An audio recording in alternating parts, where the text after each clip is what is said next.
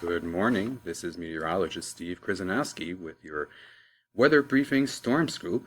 This is Thursday, August 20th, 2020, and we'll call this one Shift in the Wind. So let's get started. So you can see here we have dew points that are continuing to drop as two boundaries advance eastward and sag southward. Temperatures have just been very comfortable in many areas throughout the country the last few days. Vast, stark difference to what has been going on. Let's look at some of the moving pieces in our atmosphere. We have a few things happening. So let's start at 1. We have our cooler, drier setup for tonight and tomorrow. And we have high pressure with return flow and warming at 2B. And at 2A, we have high pressure return flow, which is warming and increased shower activity. So we'll talk about what that looks like weather-wise. So while there are two disturbances, immediate disturbances and boundaries, one on 821, another one 823, those lead in Yukon, and you can see those in the bottom. The next significant event begins with the North Pacific disturbances arriving August 25th or 26th-ish, and this will carve a trough back out following by this Arctic high sliding in August 28th-ish, maybe through the 31st. So this high will slide in as this removes itself, and it brings in a cooler pathway. Here, actually, let's pop up here. This is our step down into late summer, right here. So you can see it's already starting to occur, right on typical schedule. The climate curve starts tanking pretty fast these next 4 weeks. You'll even start seeing the sunsets get darker pretty rapidly as we reverse the trend. The tropics and the trio of disturbances in the southern ride, as we point out yesterday, they all have a pretty good chance of becoming something significant. I think this right now is around 60, 60, and 40. It's very, very busy down there. The slow organization continues. Long road for any precision tracking or impact forecasting, but we know they're there and we know they could be impactful, so we'll keep an eye on them. Looking at Africa, it's getting a little lively. You can see these storms heading west, right? Southern hemisphere heading west. And they will get onto the Atlantic waters and do their thing. Here's our latest look at the hot weather in Vegas and Death Valley.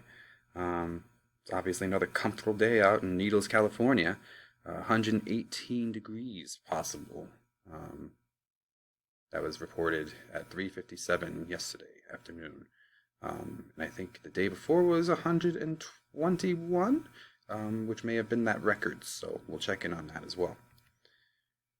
First tropical disturbance favoring the Western Gulf, albeit a steering weakness region. It does present in the Central Gulf.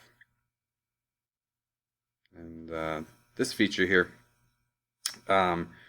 it's certainly gained a little bit in some confidence. This is drawing the trough into the weakness behind the ridge, and the ridge itself is lifting into the mid-Atlantic and the southern New England rebounding flow, so that's what's going to warm us up a little bit, but again, not to where we've been. Yet, you can feel it slip into the Gulf itself, and I think it would favor the West Central Gulf at this time. We have a nice ongoing pattern, change anchoring in, and you'll see this will be followed by high pressure return flow, warm and more humid weather for a few days, and an increase in showers and storms, especially in the mid-Atlantic over here. Where it's been wet, it will continue to be wet. And I just want to talk about this one. It's our next cooler, drier shot.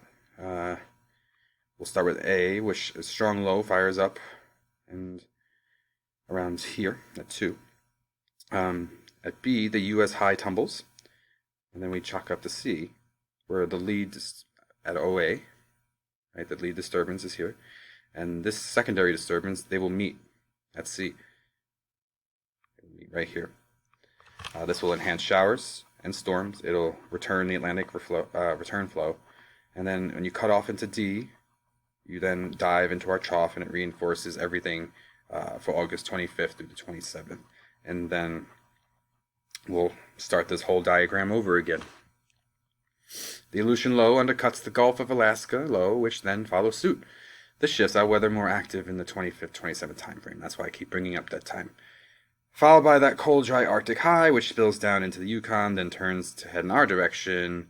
We'll just say eastward, arriving the 28th and 31st. These are morning lows this morning. Spring and fall-like. Very comfortable, low dew point temperatures. Beautiful. Couple quick things. This is our dead broad steering currents. They await our southern disturbance. The red is the max objective footprint envelope. The yellow hashers a tighter theory and a favored track line. As of the current movement in time, is a lot of spread downstream for present range.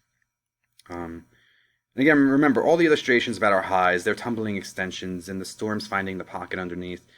This generates a broad, weak steering current, of which is lifting north, that the system will seek and enter. Hence the broad late-stage cone at any range. And finally, the second in time will deal with a similar high-pressure southwest quadrant weakness near the shore. In the short term, the mid-level disturbance generated the pocket that the storm turned for. Yet now the high wants to build back overhead, turning the weakness advance back to the west. Yikes. It's just a lot going on. Anyway, I think I gave you a lot to chew on for today, and we're almost at 7 minutes, so I'm going to stop us there.